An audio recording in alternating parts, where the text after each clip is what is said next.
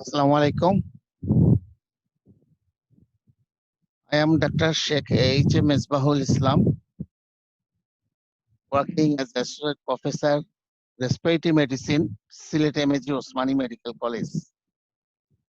It is my pleasure to present my presentation on pulmonary nodule, a comprehensive review.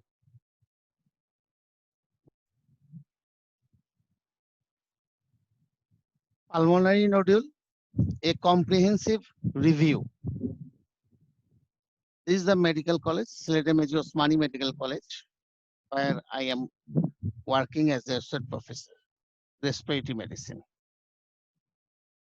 Several scientific societies, including the Fleischner Society, the British Thoracic Society, the American College of Chest Physicians, the National Comprehensive Network, have published guidelines recommending algorithm for the management of lung nodules. Despite rather minor discrepancies, all proposed approaches take into consideration clinical risk factors for lung cancer, nodules, imaging features, and previous imaging studies to assess the probability of malignancy and the most appropriate management.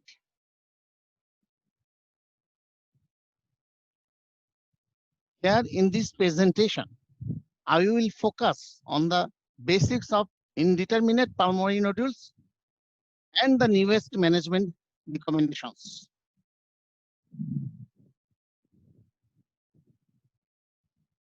What is described as a pulmonary nodule?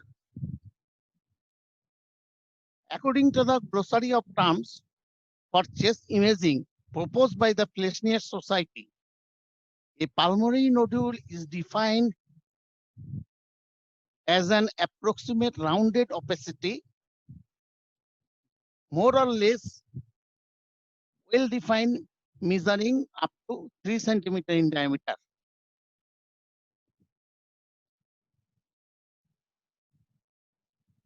What is lung mass?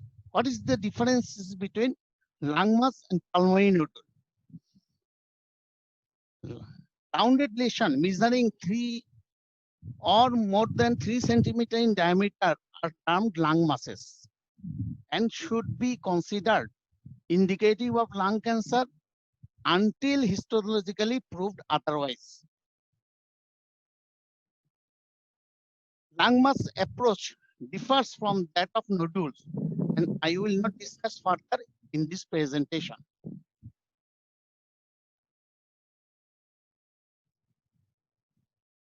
Now let us see the classification of pulmonary nodules. Pulmonary nodules can be classified according to number 1, size, number 2, morphology, and number 3, distribution. According to size of pulmonary nodule may be of 4 types. Number 1, miliary nodules. Number 2, pulmonary micronodules. Number 3, pulmonary nodules. Number 4, pulmonary mass. Miliary nodules are less than 2 millimeters. Pulmonary micronodules are 2 to 7 millimeters in diameter. Pulmonary nodules are 7 to 30 millimeters in diameter. Pulmonary mass is more than 30 centimeters in diameter.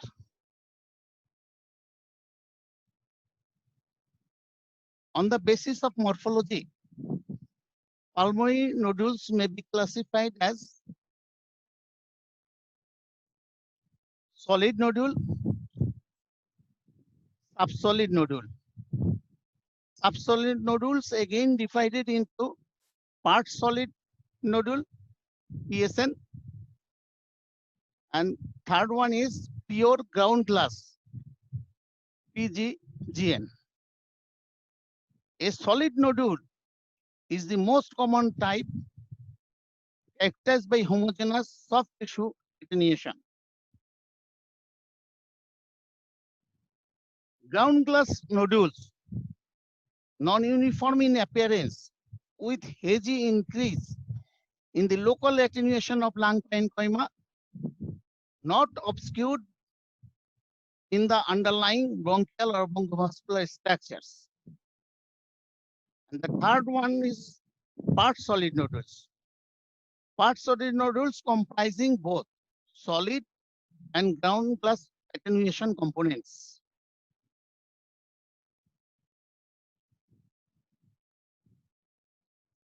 On the basis of distribution, pulmonary nodules can be classified as perilymphatic pulmonary nodules, number one. Number two, centrilobular pulmonary nodules. And number three, random pulmonary nodules.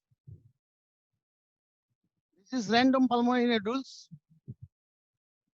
Centrilobular nodules, pulmonary nodules located in the around the lobule, and perilymphatic nodules are located around the lymphatics.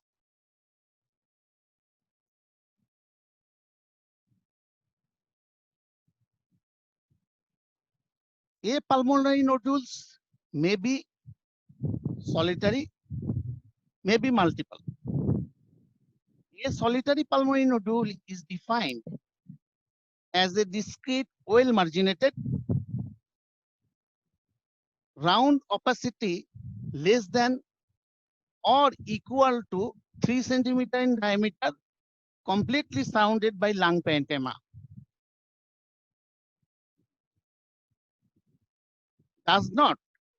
It does not charge the hilum or mediastinum.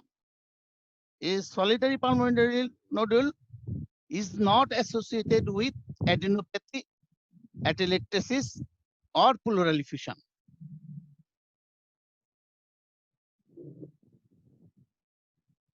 What are the causes of multiple pulmonary nodules? The common causes of pulmonary multiple nodules are number one, pneumoconiosis, number two, cancer, number three, autoimmune disorders. Enlarged lymph nodes may present as multiple pulmonary nodules. Benign tumors, lung infection may present as multiple pulmonary nodules.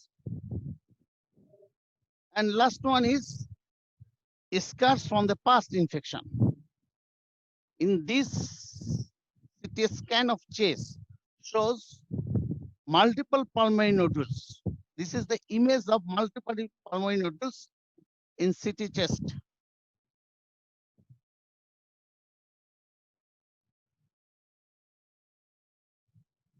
What are the differential diagnosis of pulmonary nodules?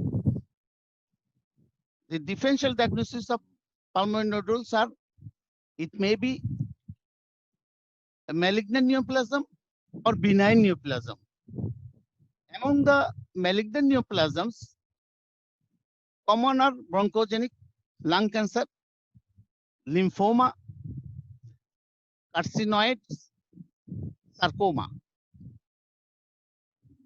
Among the benign neoplastic pulmonary nodules are hematoma, chondroma, lipoma, respiratory papillomatosis, pulmonary benign metastasis, leiomyoma.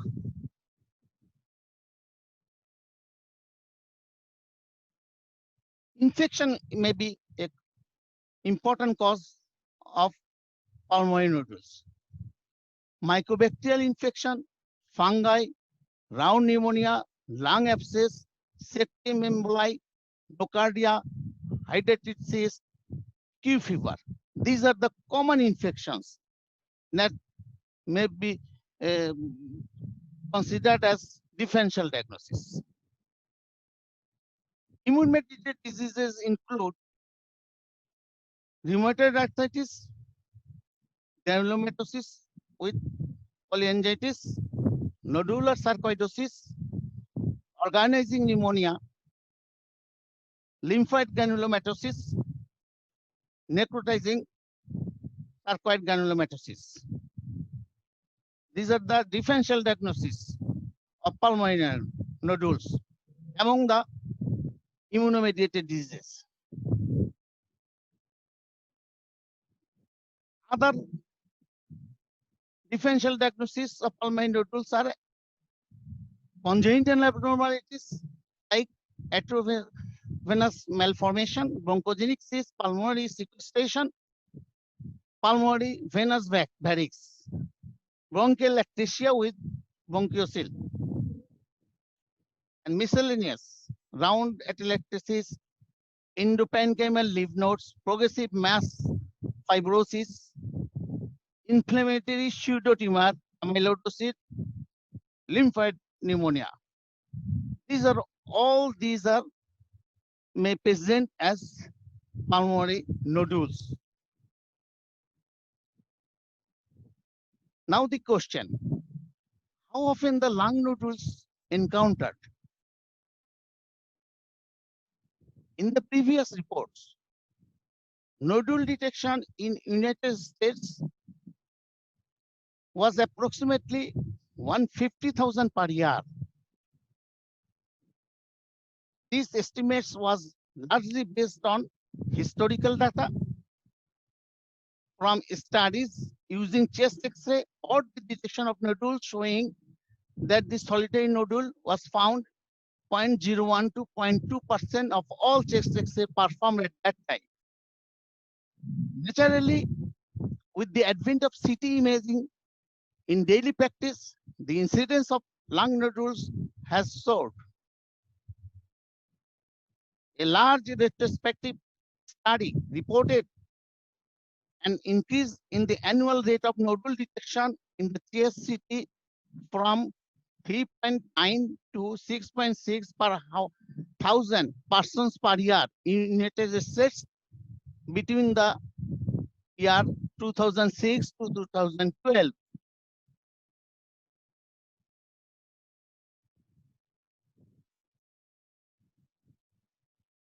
Patients with solitary pulmonary nodules are usually asymptomatic. However, solitary pulmonary nodules can pose a challenge to the clinicians and patients. Whether detected surreptitiously or during a routine investigation, a nodule in the chest imaging raises the following questions. What are the questions? Is the nodule benign or malignant? The second question is, should it be investigated or observed? And the third question is, should it be surgically resected or not?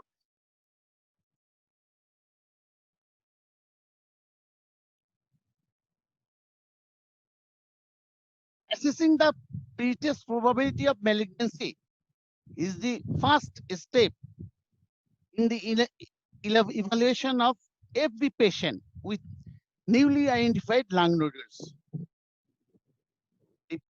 Primarily dependent on the presence or absence of relevant risk factors in the history of individual patient.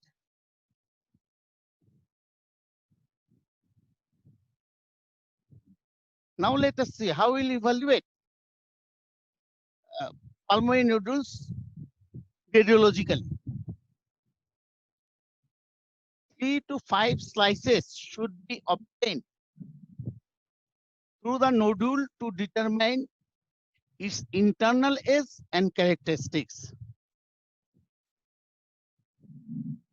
Administration of intravenous contrast may be necessary to certain situations to determine the enhancement of the nodules and or to evaluate the medicine for the patients of lymphadenopathy.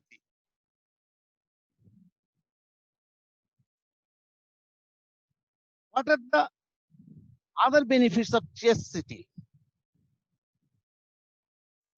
The chest CT is very important to evaluate the pulmonary nodules. Why the chest CT is important?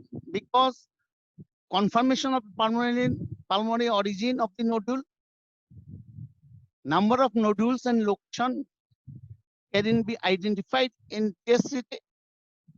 Size and coexisting abnormalities can be determined by chest CT, as well as evaluation of the best approach to biopsy. This is the solitary pulmonary nodule. This is the CT scan of chest showing solitary pulmonary nodule.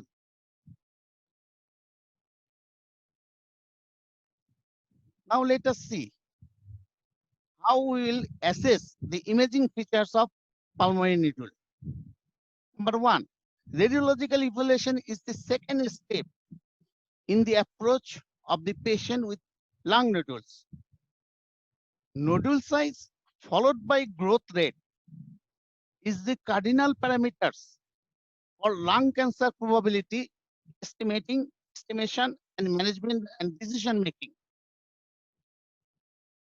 Other imaging characteristics have also been identified as predictors of malignant or benign etiology. Nodule size is strongly associated with probability of malignancy. Nodule size represents cornerstone in the nodule assessment in all recommended algorithm. Based on the observation in high-risk patients from a lung cancer screening trials, a cut diameter below 6 mm is proposed by the most recent guidelines as an indicator of acceptable low cancer risk, less than 1%.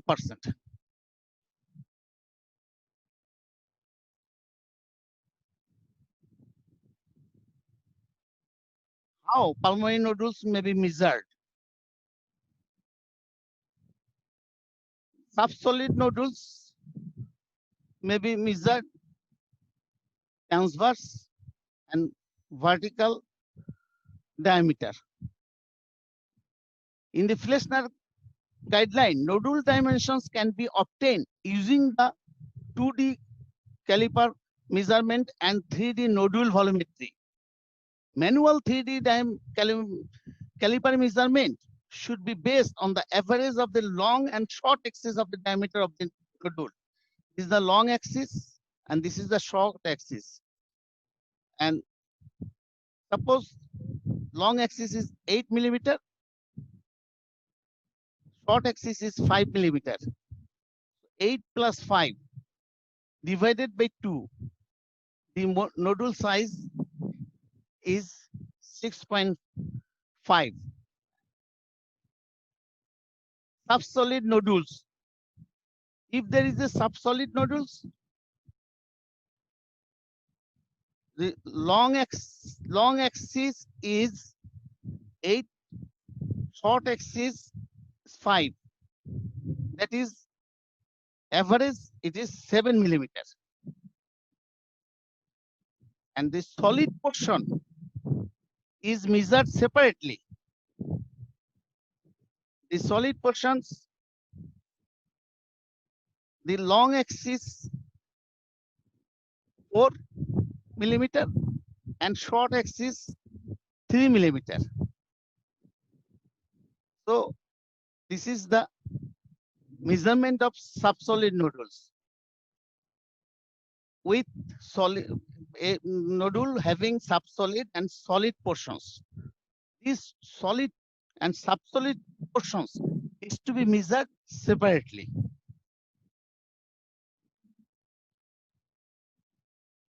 And solid nodule is measured short axis and long axis.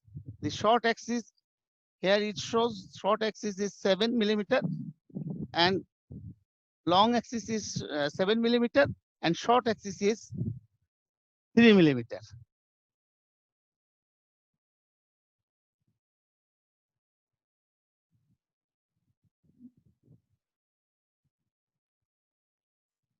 These should be obtained in the transverse or coronal sagittal reconstructed images. Whichever plane reveals the greatest dimension. In part solid nodule, both the total nodules as well as the solid components dimension should be measured separately, as I discussed previously. Both using the above mentioned average technique. There is, if it is a subsolid nodule and part solid nodule and subsolid nodule, long axis subsolid portion is measured separately. Subsolid portion, long axis, this is, and short axis, this one, and solid portion, 4 millimeter in the long axis and 3 millimeter in the short axis.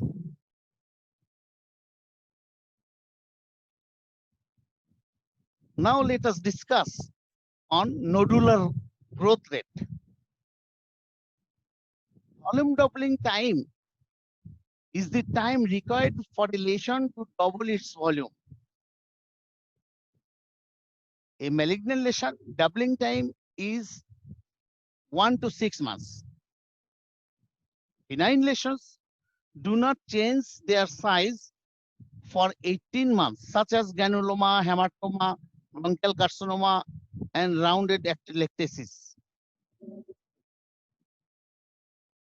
In general, doubling time less than 20 days suggests infection. And increase in 28% nodule diameter indicate doubling.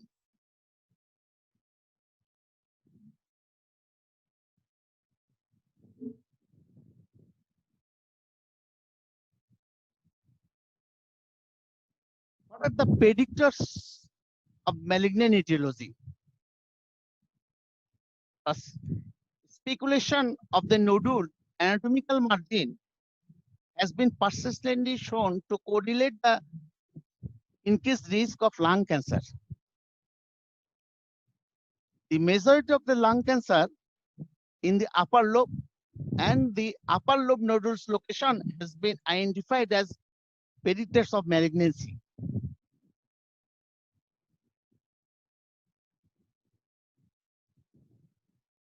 What are the risk factors for lung cancer? Common risk factors are history of heavy smoking.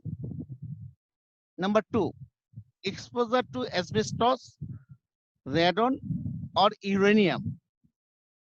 Thirdly, family history of lung cancer is a risk factor. Older is another risk factor. There is gender variation. Females are more prone to develop lung cancer. Race, black and native, more prone to white. Marginal speculation is very important. It gives clue to whether the nodule is malignant or not. Upper lobe location, as I discussed previously. Multiplicity, less than 5 nodules increase the risk of malignancy. Emphysema and pulmonary fibrosis, particularly IPF, patient may develop lung malignancy.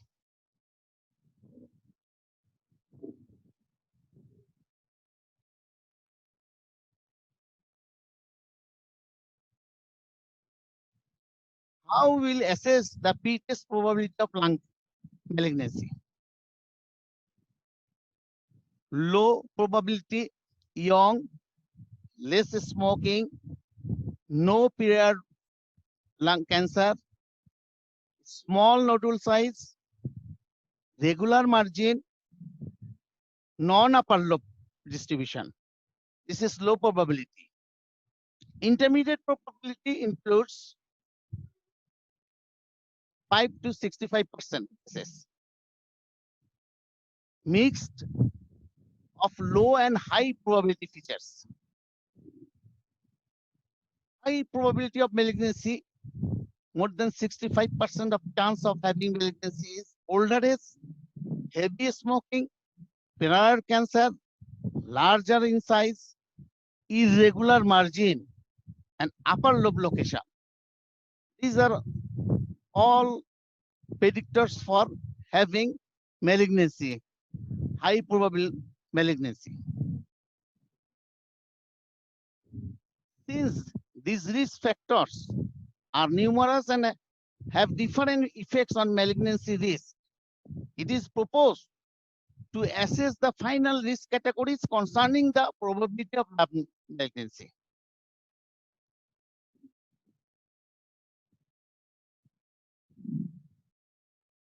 Now let us see what are the predictors of benign etiology. Peripheral nodules, defined as solid nodule in contact with fissure or pleural space, are considered benign. Most probability depicting intrapulmonary lymph nodes. British Thoracic Society guidelines recommends against further investigation of a small nodule less than 10 millimeter, homogeneous, smooth peripheral and subpleural nodules. The Fleischner Society guidelines, on the other hand, specifically state that the peripheral or subpleural location does not per se definitely abolish the probable of malignancy and morphology and the clinical risk factors to have considered for appropriate management.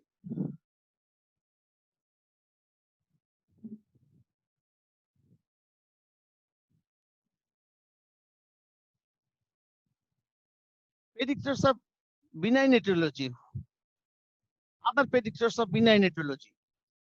Calcified nodule are generally not considered malignant. Special attention must be paid to the pattern of calcification.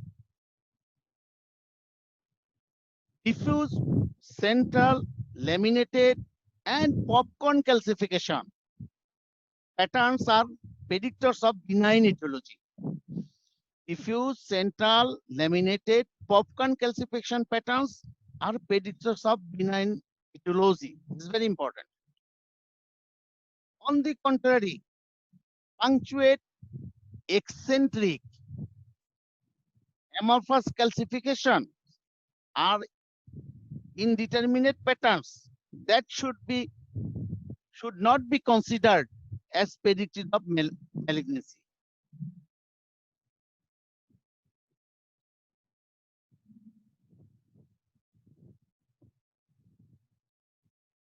These are pictures showing calcifications. Diffuse, central, laminated, or popcorn calcification are benign patterns of calcification. These types of calcifications are seen in granulomatous disease and in hematomas. All other patterns of these calcifications should not be regarded as sign of benignity.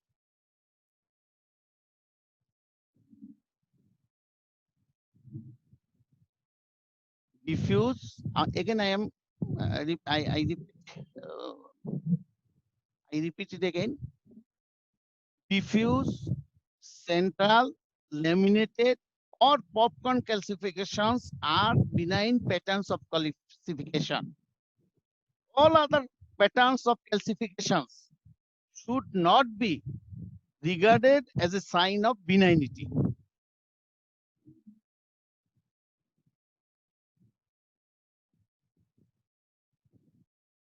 Now, let us see the internal characteristics of solitary pulmonary nodules. Calcification. Benign nodules diffuse central laminated popcorn, as I have discussed in earlier slides.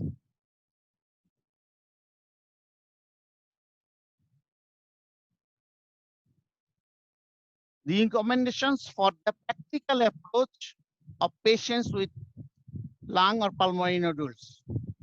It is recommended that the evaluation of patients with lung nodules should be undertaken by multidisciplinary team, including pulmonologists, oncologists, radiologists, and thoracic surgeons with the expertise in the field.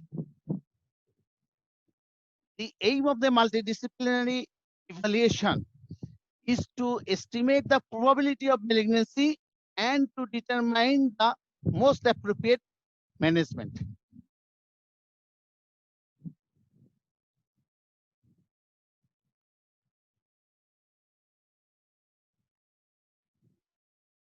Solid nodules can represent various etiologies.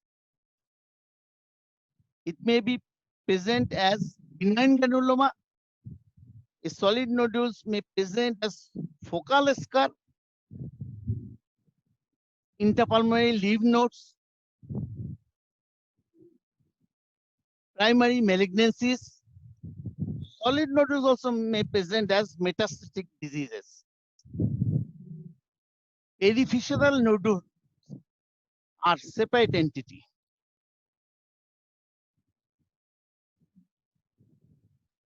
Solid nodules. Size of the solid nodules less than 6 millimeter in diameter. We will first consider if the nodule is size is less than 6 millimeter in diameter. We will first consider whether this is single or multiple. If it is single, low risk and no routine follow-up. And if it is patient is high risk, optional CT at 12 months interval. 6 millimeter nodules, multiple 6 millimeter, multiple in number. If it is low risk, no routine follow-up. 6 millimeter in diameter, multiple nodule, high risk, optional CT at 12 months apart. Now, what is the size? Between 6 to 8 millimeter in diameter. If the nodule size is 6 to 8 millimeter in diameter, we will consider first whether it is single or multiple. If it is single and low risk, CT at 6 to 12 months, and then consider CT at 18 to 12 months. And single 6 to 8 millimeter nodule, single but high risk patients, CT should be done 6 to 12 months later, and then CT should be done at 18 to 24 months later.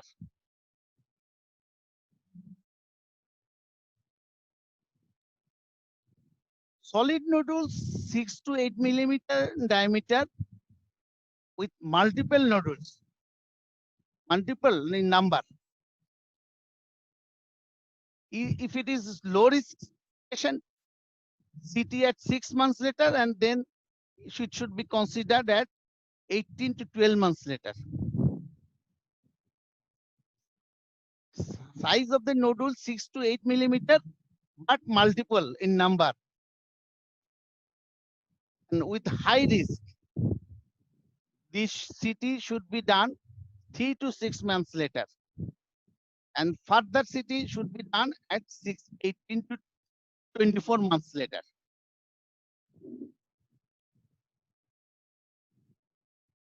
If the solid nodule, the size is more than 8 millimeter in diameter, we'll consider whether it is single or multiple. Nodule more than 8 millimeter in diameter, single in number, should be considered CT at 3 months later. PET CT, and biopsy. So the size of the nodule is important. If the size of the nodule is 8 millimeter in diameter and it is single, we should consider CT after 3 months, or PET CT, or biopsy. And the nodule size more than 8 millimeter but multiple, we should first assess it is a high risk or low risk patient. If it is low risk patient, CT should be done 3 to 6 months later. Then consider CT at 18 to 24 months later. Larger nodule, more than 8 millimeter in size. If it is multiple and patient is high risk, CT should be done 3 to 6 months interval, and further CT should be done at 18 to 24 months later.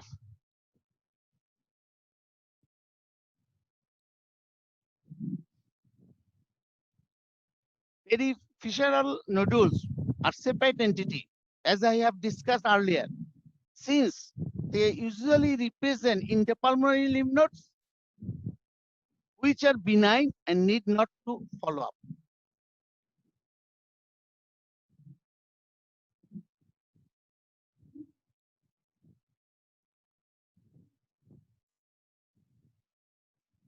Subsolid nodule. The subsolid nodule, if it is ground glass, less than 6 millimeter in size, no further follow-up is indicated. Ground glass nodule, 6 or more than 6 millimeter in size, CT should be done 6 to 12 months to confirm the persistence, and then CT at 3 to 5 years after.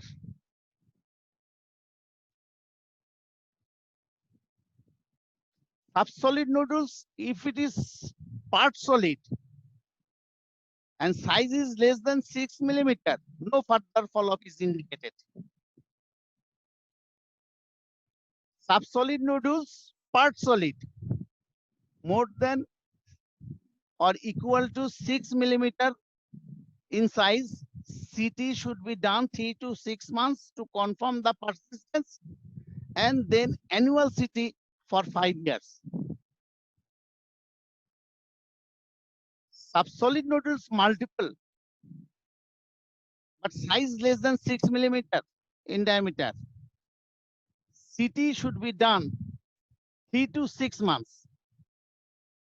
If a stable CT at 2 to 4 years.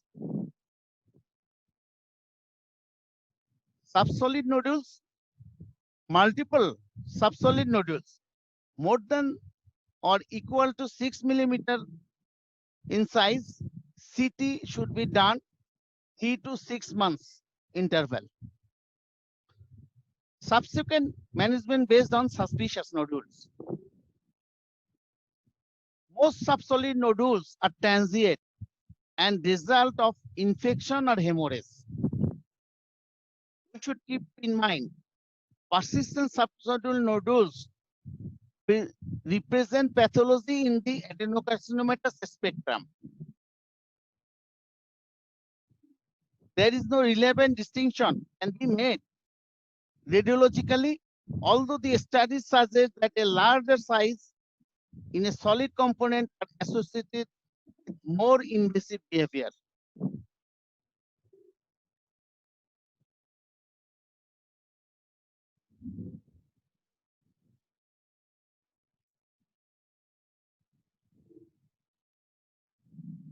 Subsolid nodules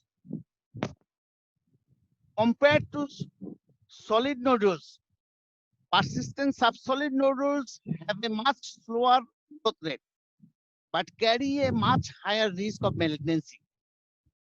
In a study, a part solid nodules were malignant in 63%, pure ground glass solitary pulmonary nodule in 18% and solid nodule is in 7%.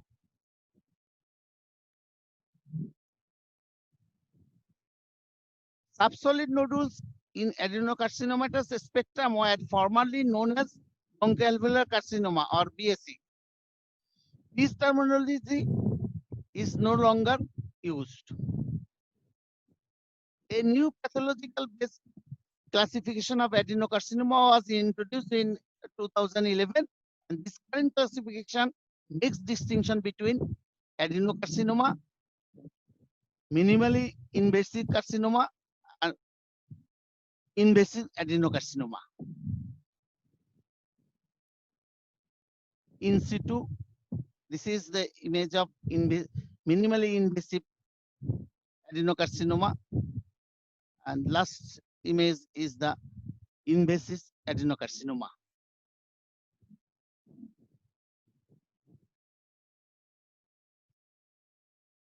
Transient solitary nodule. What is transient solitary nodule? When we should call transient solitary nodule? Transient solitary nodule usually represent infection or alveolar hemorrhage. Number two, to differentiate between the transient or persistent subsolid nodules, a follow-up CT should be obtained. Previously, it is recommended to repeat the image after 3 months. However, this interval has been increased to 12 months. Because of slower growth rate, the total follow-up period for persistent subsolid nodule has been increased up to 5 years.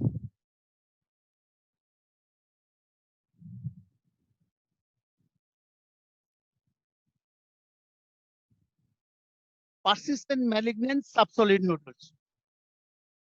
These images show pure ground glass subsolid nodules in the right lobe. The lesion demonstrated growth in 2 years interval, proved to be malignant after resection. This is the image 2 years before, and after 2 years, it is proved malignant after resection of nodule.